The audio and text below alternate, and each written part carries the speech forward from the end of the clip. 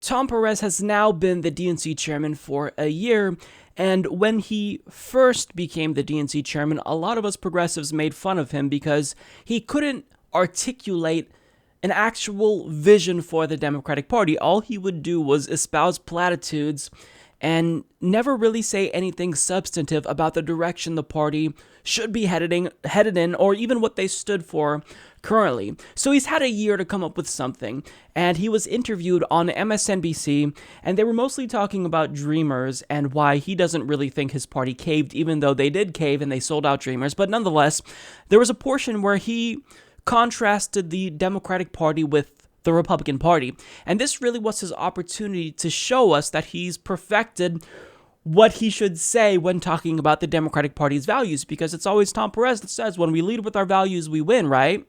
Well, what are those values? Now, as you're about to see here, he still doesn't really have an adequate way of describing the party's platform. In fact, he was struggling here because you could tell he was doing this off the cuff. He was struggling to cite what the party stands for. Take a look. There's still a concern and discussion about Democrats divided. You know the Dems in disarray hashtag that is out there that is being talked about. Jess O'Connell left last month, left her job, as you know. She's still at the DNC. She is leaving. Yeah. She is moving on. Is that because of poor fundraising? Does that show disarray inside the DNC? You know what?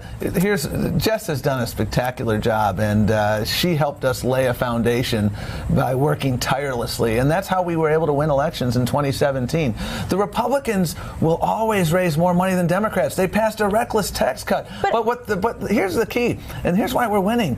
They're morally bankrupt. They have people like Porter in the White House. They support Roy Moore. They're excited that Joe Arpaio is running for the Senate. And we, in the meantime, are fighting for health care, fighting for fair wages for everyone, fighting for the right to organize, fighting for women. Do you think you'll message on the Rob Porter issue that has come up? Will that be something you'll see? I mean, what the headline of Rob Porter is the tip of the iceberg, and what it illustrates is that they just don't believe women. You know, Donald Trump attacks the women who come forward. They attack the women, and it was only a photograph that finally made them believe Rob Porter. Roy Moore, the notion that you would support Judge Moore, invest money. They don't believe women, and that's one of the many reasons why Republicans are not winning these elections, because they're morally bankrupt. I'll take our situation over theirs any day of the week, because we are on the right side of the issues. Okay, so after a year as DNC chairman, that was pathetic. He should have all the policy positions that are exciting, that a majority of Americans care about, just memorized by now. But as you can see there, he struggled to get through differences between the Democratic Party and the Republican Party. Tom, voters aren't going to be inclined to vote for you if you clearly are struggling to articulate what the party stands for to begin with. Do you even know what the party stands for? All you did there was list a bunch of platitudes. He talked about how bad the Republican Party is, which I think is just evident to everyone at this point.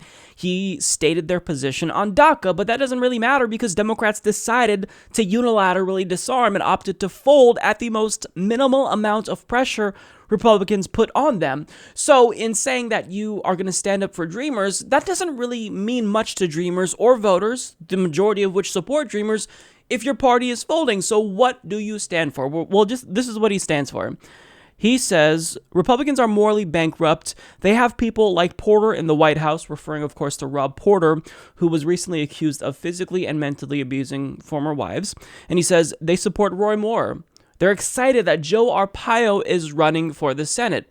So, of course, he listed off the usual reasons why Republicans are bad. And again, a lot of voters, most voters know that Republicans are bad, but they typically don't tend to come out and vote unless Democrats are offering a vision that's exciting.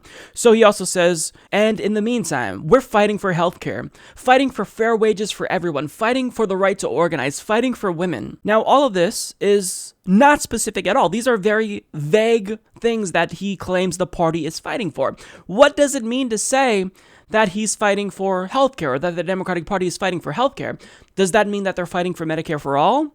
What does that mean, Tom? Just saying that you're fighting for healthcare means nothing, because Republicans can also say that they're fighting for healthcare. They could say, well, we're fighting for people to have better healthcare on the private market by dismantling Obamacare. It's factually incorrect. It's bullshit, but they can still say it. So when you're contrasting the Democratic Party with the Republican Party, you've got to name specifics. What policy-specific priorities do you have pertaining to healthcare?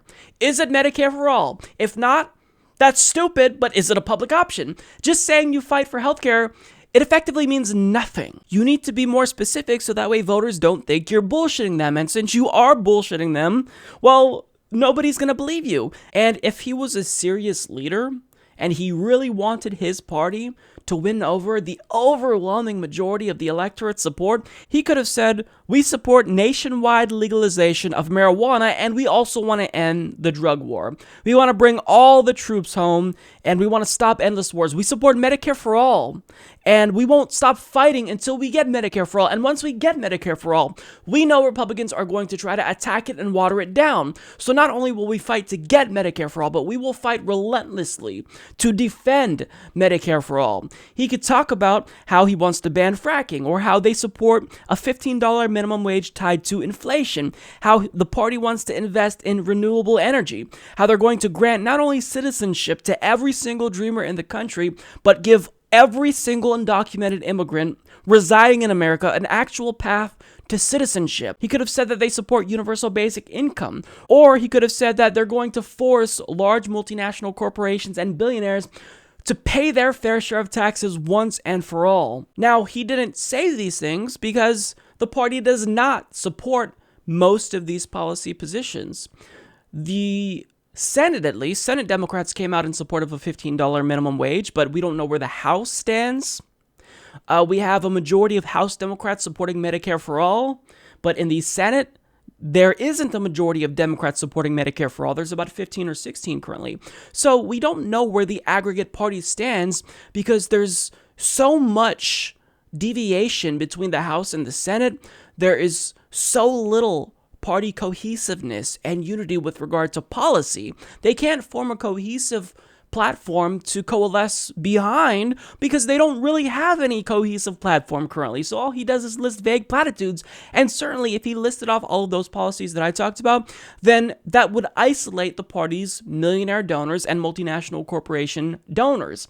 So that's why, of course, he couldn't say that. So what he tries to do instead, and what all corporate Democrats try to do, is they list these vague platitudes. We care about women. We care about a living wage, but they don't tell you the real specifics when it comes to policy. Voters care about the specifics, they care about policy, and they're going to think you're disingenuous, because you are, if you just say you vaguely support healthcare.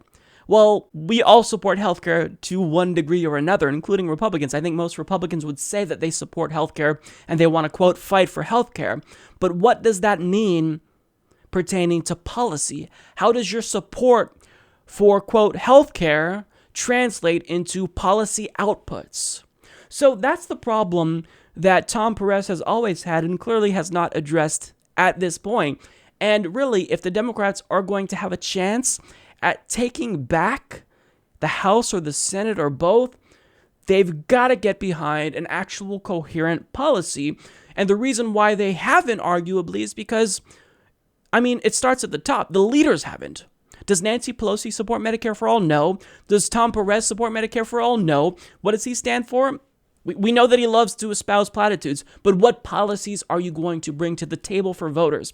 That is what is going to excite them to come out and vote for you, and that's how you defeat Republicans. The only question is if Tom Perez and Democrats will have the courage to stand up to their donors and actually fight for things Americans want.